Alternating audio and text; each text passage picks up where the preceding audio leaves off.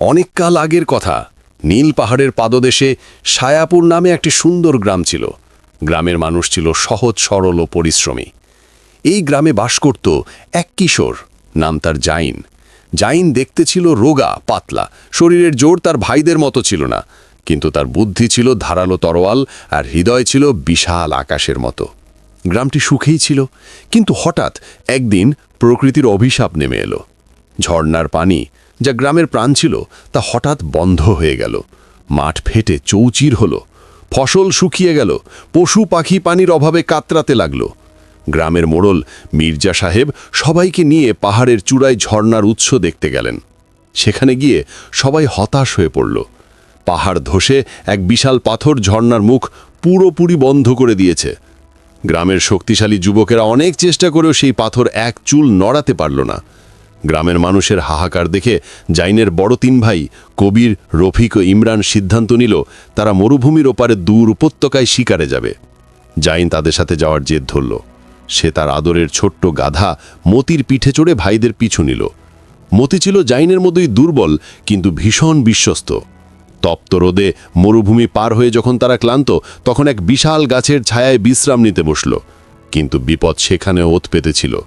হঠাৎ এক ভয়ঙ্কর নেকড়ে তাদের আক্রমণ করল।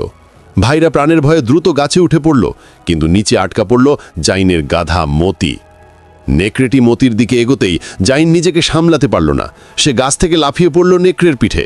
আমার মতিকে ছেড়ে দে! জাইন চিৎকার করে তার ছোট্ট ছুরি দিয়ে নেকড়ের সাথে লড়াই করতে লাগল। কিন্তু নেকড়েটি ছিল শক্তিশালী, সে জাইনকে ছিটকে ফেলে দিল। ঠিক যখন নেকড়েটি জাইনকে আক্রমণ করতে যাবে, মতিকার প্রভুকে বাঁচাতে নেকড়ের লেজে মরণ কামড় দিল। নেকড়ের আগে মতির দিকে ঘুরল। মৃত্যু যখন নিশ্চিত, ঠিক তখনই আকাশ কালো করে এক অদ্ভুত শব্দ হলো। আকাশ চিরে নেমে এলো এক বিশাল পাখি, কিংবদন্তির সেই আনকা পাখি। আনকা তার বিশাল থাবা দিয়ে নেকড়েটিকে ছৌ মেরে তুলে নিয়ে মেঘের আড়ালে হারিয়ে গেল। জাইন ও মতি প্রাণে বেঁচে গেল। বিপদ কাটার পর তারা সামনে এগিয়ে একটি নির্জন উপত্যকায় পৌঁছালো। সেখানে পাথরের খাঁজে তারা দেখতে পেল একটা বিশাল ডিম। সাধারণ কোনো ডিম নয়, এটি আনকা পাখির ডিম। জাইনের ভাইয়েরা লোভে পড়ে গেল। কবির বলল, এই ডিম গ্রামে নিয়ে গেলে আমরা বহুদিন খেতে পারবো। জাইন তাদের বাধা দিল, না ভাই, এটা সেই আনকা পাখির ডিম যে আমাদের জীবন বাঁচিয়েছে। এটা নিও না, মা পাখি রেগে গেলে গ্রাম ধ্বংস করে দেবে।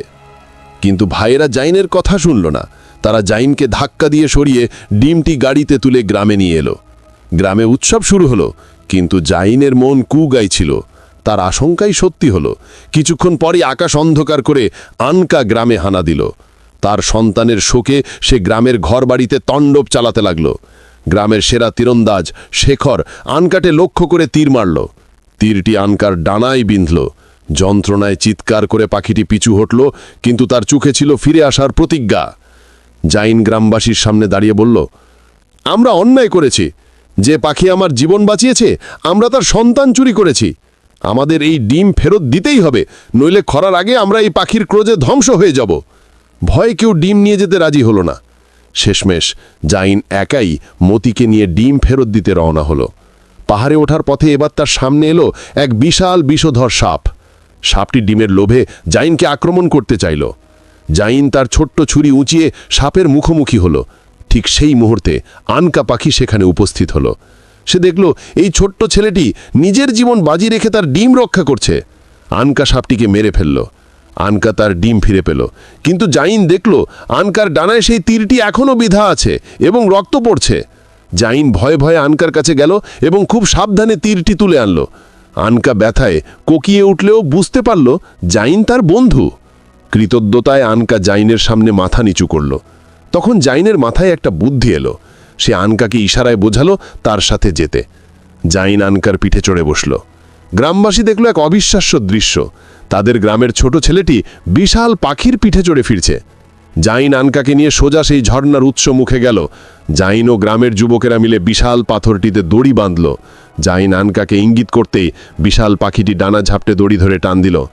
আনকার অতিপ্রাকৃত শক্তি আর মানুষের প্রচেষ্টায় অবশেষে সেই বিশাল পাথরটি নড়ে উঠল এবং গড়িয়ে নিচে পড়ে গেল। ঝর্ণার পানি আবার কলকল শব্দে গ্রামে নেমে এলো। মৃতপ্রায় গ্রাম আবার প্রাণ ফিরে পেল। গ্রামবাসী বুঝতে পারল শুধু গায়ের জোর নয়, সাহস, সত্যতা আর দয়া দিয়েও অসম্ভবকে সম্ভব করা যায়। জাইন আর তার বন্ধু আনকার গল্প সেই থেকে মানুষের মুখে মুখে ফিরতে লাগলো।